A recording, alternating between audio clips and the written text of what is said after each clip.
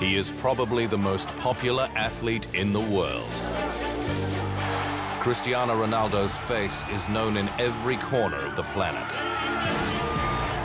Michel Platini was one of France's greatest footballers, a supreme playmaker and a frequent scorer. While Fabio Cannavaro's magnificent defense made Italy's national team a feared rival. And Russia's Lev Yashin may be the best goalkeeper of all time. 4 all-time greats of the football world. This is the Immortals.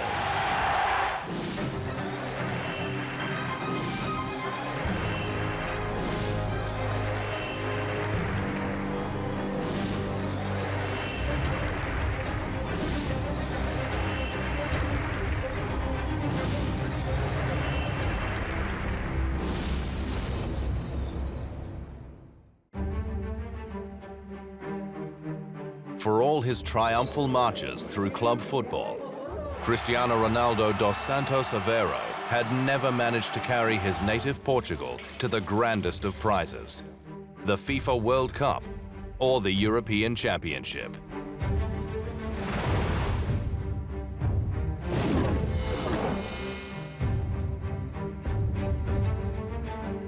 That was until the final of Euro 2016 against France at a partisan Stade de France in Paris.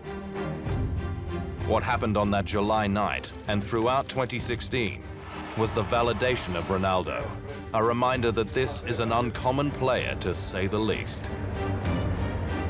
The irony is that Portugal, supposedly a one-man team, had to do it without him for most of the biggest final in that nation's sporting history. A crude tackle by France's Dimitri Payet at 10 minutes left him limping with a left knee injury until he was stretchered off the pitch in the first half, apparently with his nation's hopes and dreams as well. But Portugal rose without its long-time talisman, and when substitute Adair conjured a 25-meter strike for the winning goal in extra time, the Portuguese had their famous moment, and a hobbled Captain Ronaldo lifted the trophy he had craved. Once again, the tears flowed for the man who rates with the superstar of the 1960s, Eusebio, as his country's best ever, and who clearly sits among the greatest from any nation. It was Portugal's first win at that level of competition, after near misses in the past that included a defeat in the final at home in Lisbon in 2004, when Ronaldo was just 19 years old and a junior member of the team. Ronaldo was on a roll like never before. In May, he had scored the winning goal in a penalty shootout for Real Madrid against Atletico Madrid, so that Real won the Champions League for the second time in his reign in Spain. He was easily the competition's top scorer with 16 goals. To complete a stellar 2016 season, he scored a hat-trick as Real won the FIFA Club World Cup 4-2 over Kashima Antlers in Yokohama, Japan, in December.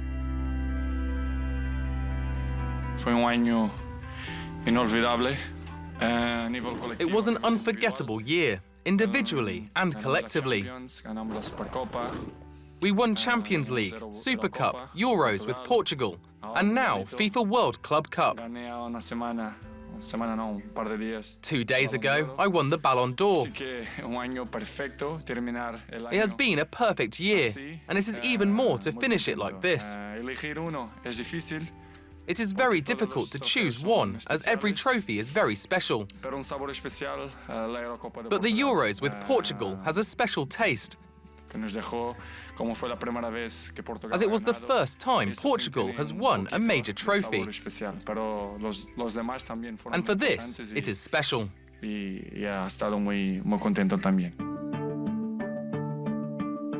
He also overtook Raul as Real's leading all-time scorer in 2016 and won both the Ballon d'Or and FIFA's Best Men's Player award. Little wonder that an official survey undertaken by ESPN magazine in 2016 rated Ronaldo the most famous athlete in the world ahead of LeBron James, Lionel Messi, Neymar Jr., and Roger Federer. Fame is an occupational hazard when you are Cristiano Ronaldo. It's good. I feel good with the life I have. Sometimes I prefer to say that this is the perfect life that I always dreaming, because I cannot complain. Everything that I have, it's part of my work, my dedication. I'm always dreamed to be a football player. So after that, it's impossible, you know, because every people recognize you. You cannot be a normal person, but it's good. I feel good with that, and I just adjust my life for this way. Still to come on the Immortals, the modern debate over Ronaldo and Lionel Messi.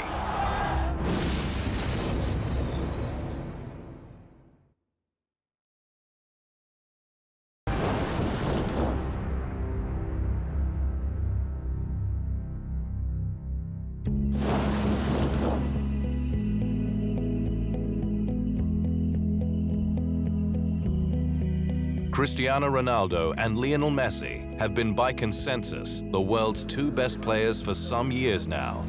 But which is the better of the pair? It is an argument that rages throughout the world of football, with regular updates and no shortage of vehement opinions. Between the pair, they won every edition of the Ballon d'Or award from 2008 to 2016. 5 to Argentina's Messi and 4 to Portugal's Ronaldo, while the latter also won the newly cast FIFA Best Male Player Award to embellish a wonderful 2016 season. The pair of superstars have kept a respectful distance, but as for Ronaldo, he leaves the argument to others, including his son, Cristiano Jr. I don't have rivals in football. Cristiano appreciates good players, like his dad.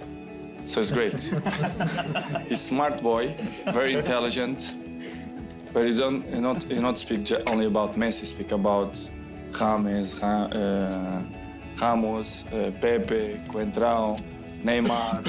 He speak about everyone because he have good eyes and you know who is a good player.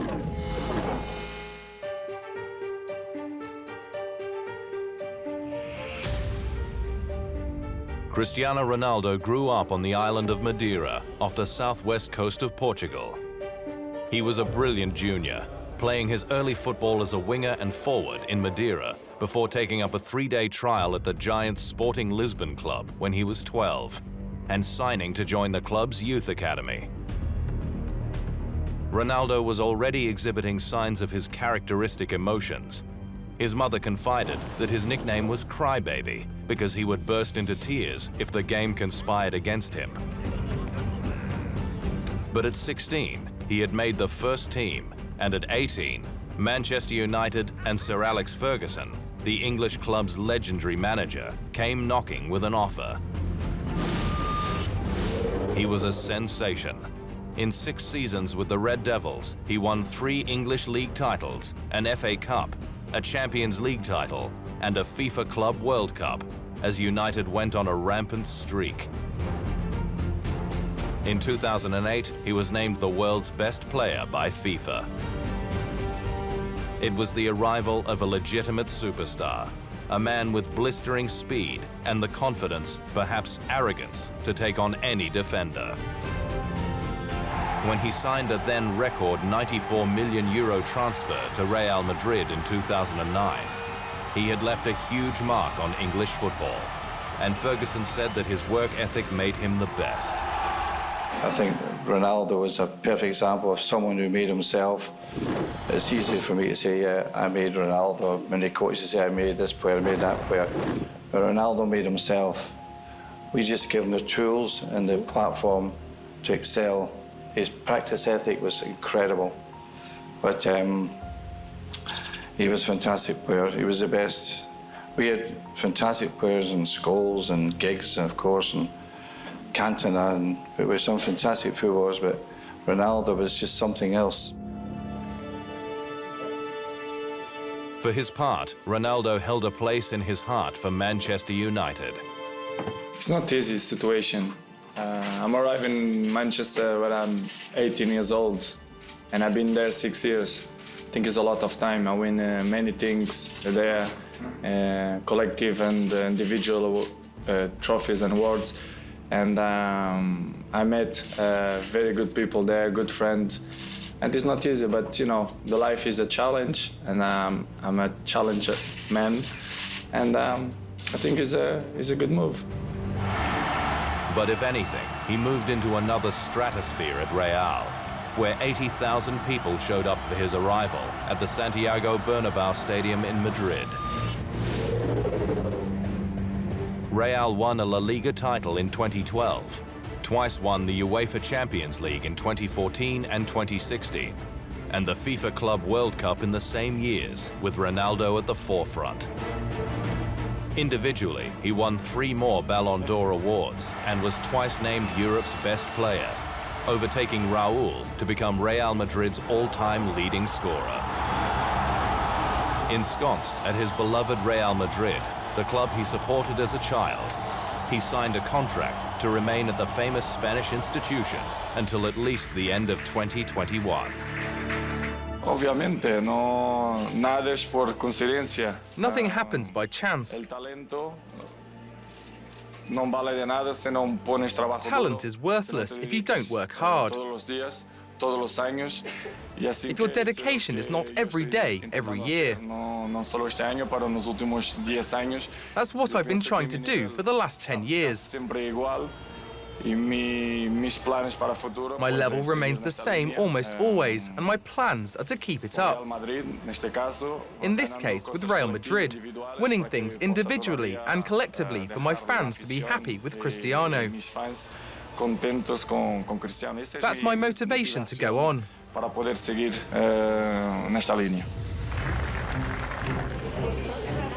No longer mocked as the crybaby, he is CR7, the brand he uses for marketing purposes and for his tens of millions of social media followers.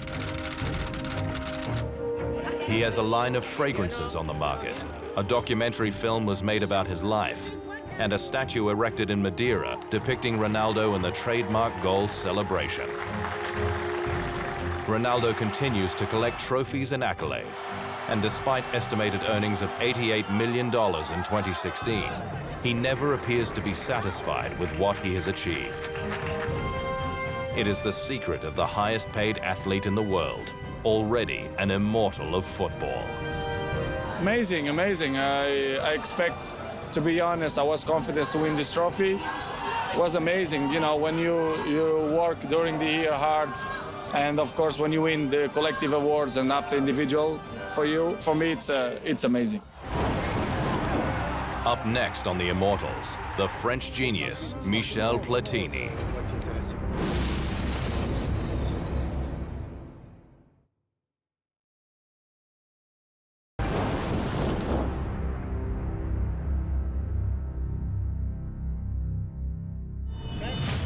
They called him Le Roi in France, or the King.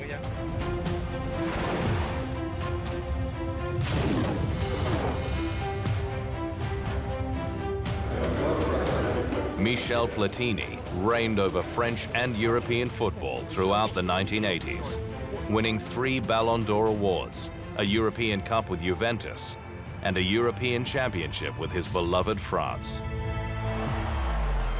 A playmaker who also scored heavily, Platini is indisputably one of the greatest players who ever lived.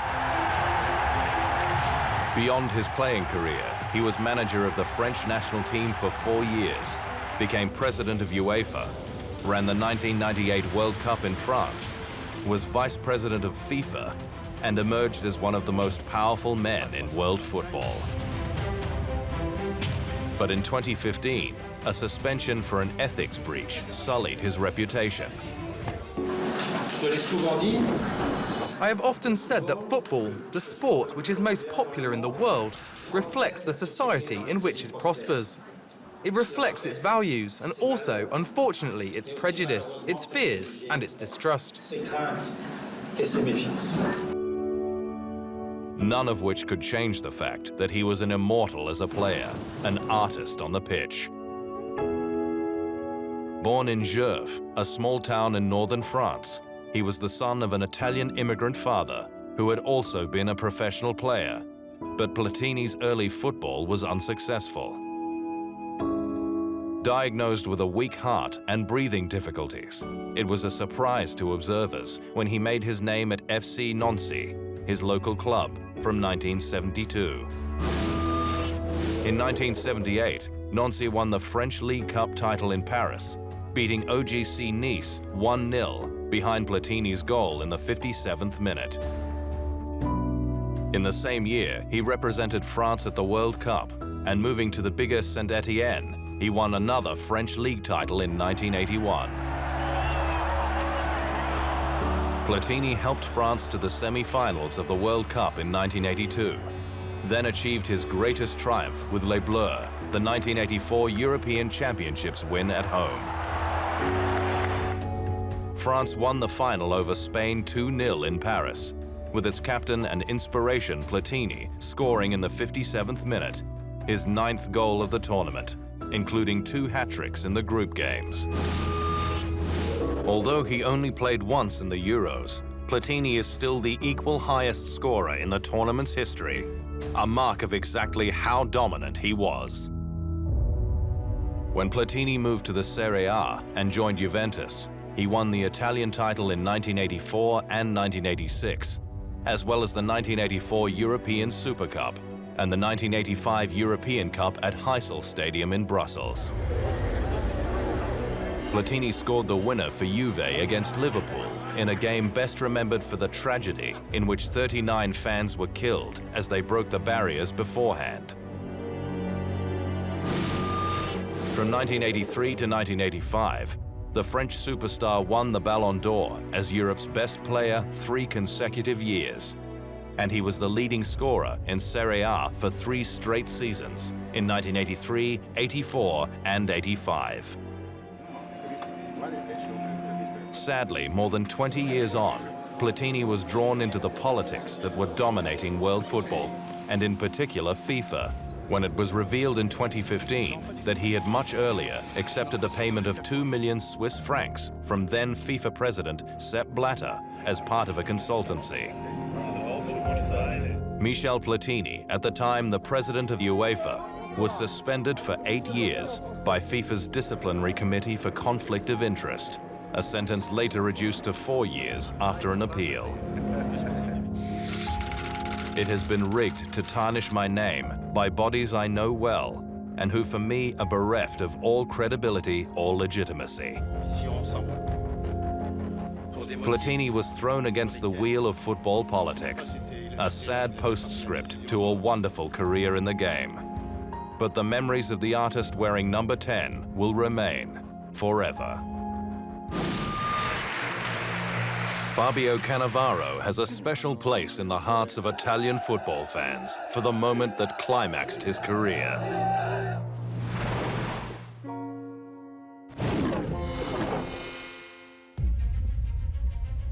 Noi tutti abbiamo condiviso con voi. We all shared with you unparalleled tension and distress. Senza pari. Con voi, e ve lo dico proprio con. You made us again feel the joy for winning with a great team game. Di vincere con un grande gioco di squadra. It was Cannavaro as captain of the Azzurri who lifted the World Cup trophy on the 9th of July 2006 at the Olympic Stadium in Berlin, Germany, to mark Italy's breaking of a 24-year drought. The nation had not won a World Cup since 1982, but Italy prevailed in a penalty shootout, 5-3 after scores were level at 1-1 in regulation time of a wild game in which France's captain Zinedine Zidane had been sent off. Cannavaro, a centre-back from Napoli, had become the greatest defender in the world of football, dubbed Muro di Berlino, the Berlin Wall. The unbridled joy on his face as his moment arrived is etched into the annals of the game. Italy had its 4th World Cup trophy to go with the wins in 1934, 1938, and 1982. With the icy calm Cannavaro at the back and goalkeeper Gianluigi Buffon at his peak, Italy would concede just 2 goals in the finals. Cannavaro had begun his career at his hometown Napoli, but later at Parma, he won a UEFA Cup and 2 Italian Cup titles, before signing with Juventus in a package that included the great Swedish player Zlatan Ibrahimovic. Ciao a tutti, perché la Juventus? Why Juventus? It's an easy answer. Juventus is one of the most important clubs in the world. It's a great honor for all the football players to play for Juventus. He was part of Juve's 2005 and 2006 Serie A titles that were later revoked in a match-fixing scandal. But his skills as an organizer at the back later carried Real Madrid to 2 La Liga titles in 2007 and 2008. Success followed the Italian, who had grown up playing football in the tough streets of Napoli. In 2006, to complement his World Cup success, Cannavaro won football's 2 highest individual awards: the World Player of the Year, ahead of previous winners Zinedine Zidane and Ronaldinho, and the Ballon d'Or as Europe's best. In retirement, he has dabbled in management with mixed success. But undoubtedly, it was in the heady days of July 2006 as an outstanding defensive player when a true immortal of the game shone out.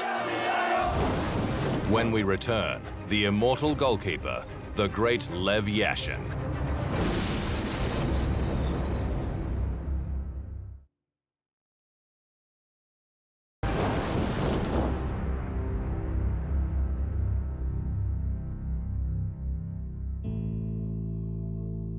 He perfected the art of goalkeeping, then revolutionized it.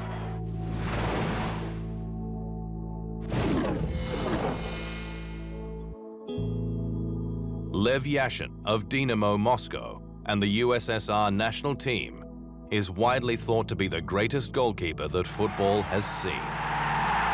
Always dressed in black, his attire and his style drew the nickname the Black Spider. He was the impassable at both club level with Dynamo Moscow and for more than 10 years in goal with the former Soviet Union. He represented USSR at 4 World Cups, including the 1966 tournament, when the Union recorded its best finish, 4th place. He won an Olympic gold medal in 1956 at Melbourne and a European Championship in 1960, as well as helping the USSR to a runner-up finish in Europe in 1964. The 1960 triumph in France, a 2-1 win over Yugoslavia, was inspired by Yashin's numerous brilliant saves. Such was his reputation that from 1994, FIFA named the award for Best Goalkeeper at the World Cup Finals as the Yashin Award, before its name was changed to the Golden Glove from the 2010 tournament. Barking orders to his defenders, Yashin changed the way people thought about goalkeepers. He was the model for goalkeeping for the next 10 to 15 years, without a doubt. But like all great goalkeepers, Yashin most of all hated the moment when the ball touched the back of his net, saving more than 150 penalties in his career and keeping 270 clean sheets. What kind of a goalkeeper is the one who is not tormented by the goal he is allowed? He must be tormented. In his time with the Moscow superpower, Dynamo won 5 national titles, was runner-up a further 6 times, and took out 3 Russian Cup trophies. Ultimately, he was named to FIFA's World Cup Team of the Century, and as goalkeeper in the World Team of the 20th Century by a panel of experts. When he finally retired in 1971, the legendary Pelé, Eusebio, Bobby Charlton, Gerd Müller, and Franz Beckenbauer were among those who paid their tribute by playing in his testimonial game before 100,000 spectators in Moscow. At 60, he died of stomach cancer and was afforded a state funeral as a so-called Russian master of sport. He had previously been awarded the Order of Lenin, Russia's highest civilian honor, in 1967. Yashin left a profound legacy in the game, forging a handsome reputation despite the tendency for football to overlook its men in goal. For all the great goalkeepers who have graced the game, only one ever was awarded the famous Ballon d'Or trophy. It happened in 1963. His name was Lev Yashin, a true immortal.